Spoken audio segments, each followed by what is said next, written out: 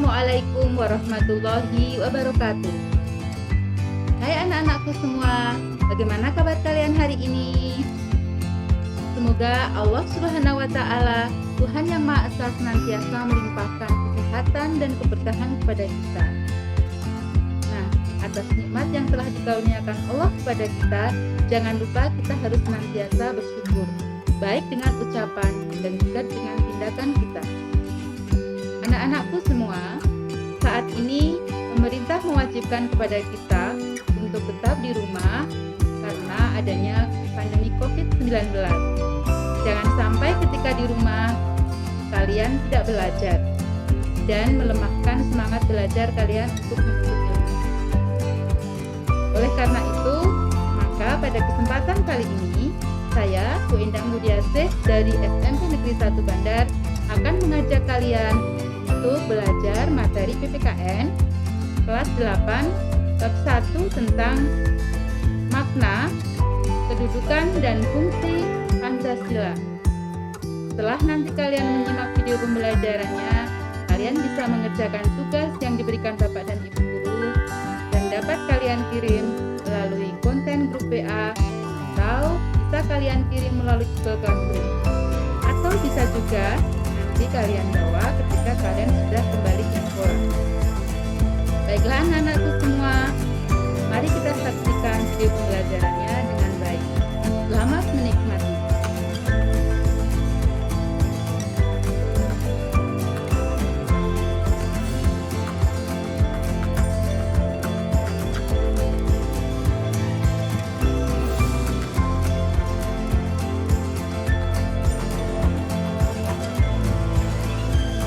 Fungsi dan peranan Pancasila secara umum terdapat dalam Tab MPR nomor 3/MPR tahun 2000 tentang sumber hukum nasional dan tata urutan peraturan perundangan.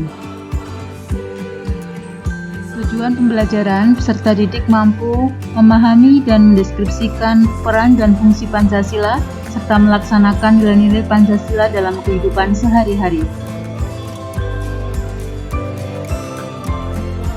Pancasila sudah dikenal sejak zaman Majapahit dan lalu diperkenalkan secara ketatanegaraan dalam sidang BPUPKI tanggal 1 Juni tahun 1945 oleh Insinyur Soekarno. Pancasila memiliki kedudukan yang sangat penting bagi bangsa Indonesia, yaitu sebagai dasar negara, pandangan hidup bangsa, dan ideologi negara. Sebagai dasar negara, Pancasila digunakan untuk mengatur penyelenggaraan ketatanegaraan meliputi bidang ideologi, politik, ekonomi, sosial, budaya, dan pertahanan keamanan. Pancasila memiliki fungsi antara lain sebagai jiwa kepribadian bangsa Indonesia, sumber dari segala sumber hukum, dan satu-satunya asas dalam berbangsa dan bernegara. Sebagai kepribadian bangsa, Pancasila memberikan ciri khas yang membedakan bangsa Indonesia dengan bangsa yang lain. Sebagai sumber dari segala sumber hukum, artinya semua produk hukum tidak boleh bertentangan dengan nilai-nilai Pancasila dan harus bersumber dari Pancasila. Sebagai perjanjian luhur, Pancasila telah disahkan oleh sidang BPKI tanggal 18 Agustus tahun 1945. Pancasila sebagai cita-cita dan tujuan bangsa Indonesia ingin menciptakan masyarakat yang adil dan makmur merata material dan spiritual. Pancasila sebagai satu-satunya asas mengharuskan semua organisasi sosial politik berasas Pancasila, dan ini merupakan perwujudan melaksanakan Pancasila secara murni dan konsekuen. Sebagai moral pembangunan, Pancasila dijadikan sebagai kerangka, acuan, tolak ukur, parameter, arah, dan tujuan dalam pembangunan. Nah anak-anak, sekarang apa makna Pancasila sebagai dasar negara? Jika kita ibaratkan negara sebagai sebuah rumah, maka Pancasila adalah fondasi dari rumah tersebut, yang akan memperkokoh bangunan negara sehingga tidak mudah dihancurkan oleh pihak manapun. Sedangkan Pancasila sebagai pandangan hidup, Pancasila dijadikan sebagai pedoman bertingkah laku bagi setiap warga negara Indonesia. Artinya bahwa setiap tingkah laku masyarakat dan bangsa Indonesia harus mencerminkan nilai-nilai Pancasila.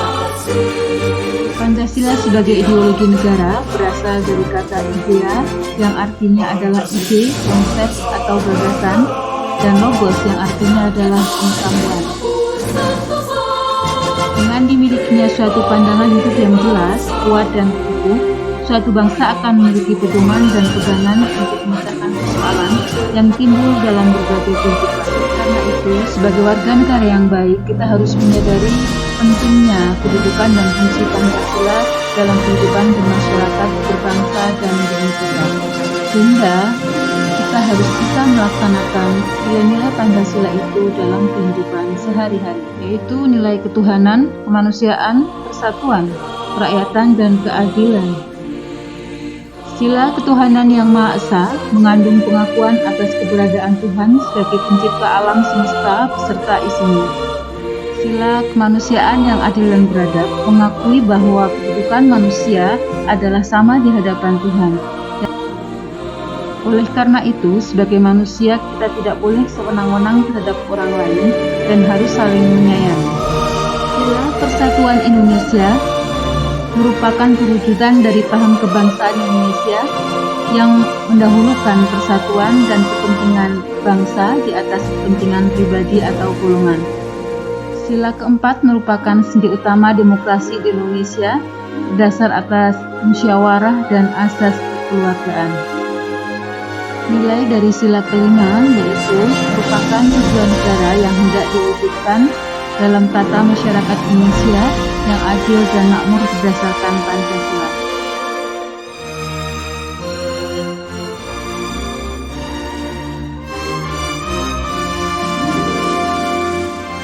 Butir-butir pengamalan Pancasila.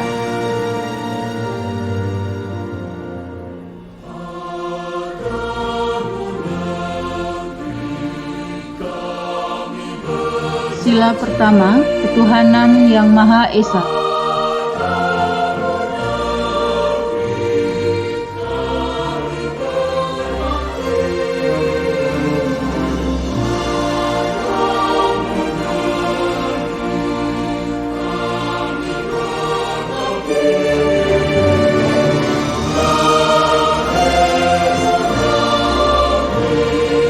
Sila kedua, kemanusiaan yang adil dan beradab.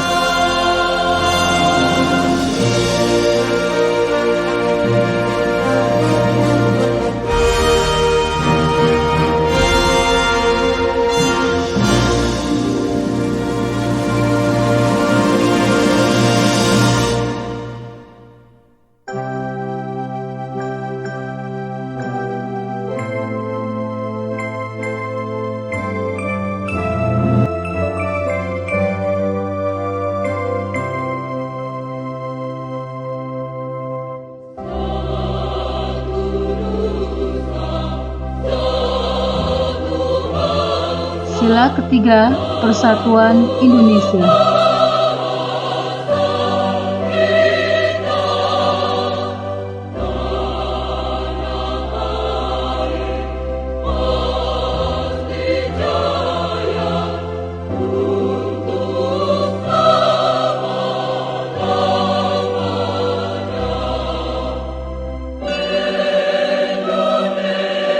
Sila keempat, kerakyatan yang dipimpin oleh hikmat kebijaksanaan dalam permusyawaratan perwakilan.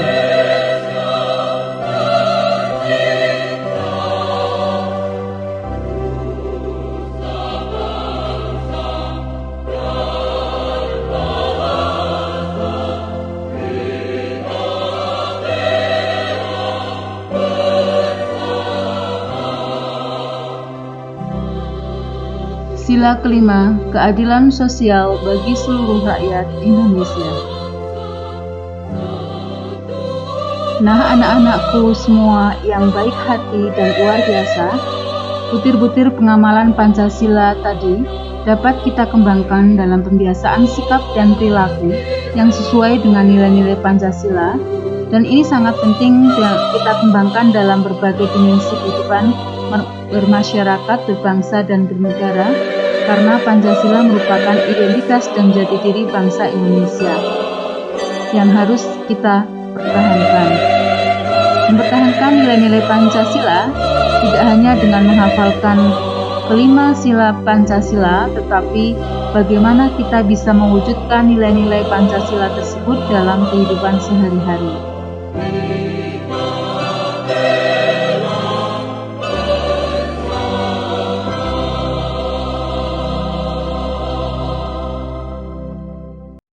Nah, anak-anakku semua, demikian tadi telah kita saksikan bersama video pembelajaran tentang makna, fungsi, dan kedudukan Pancasila. Semoga apa yang kita pelajari tadi bisa kalian pahami dengan baik dan kalian juga dapat melaksanakan nilai-nilai Pancasila tersebut dalam kehidupan sehari-hari.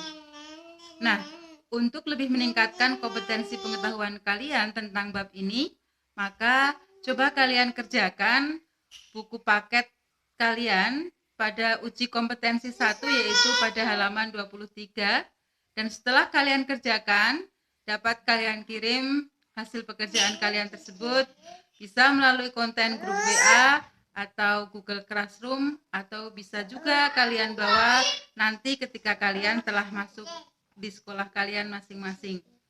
Semoga pandemi COVID-19 bisa segera teratasi dan bisa sirna dari muka bumi ini.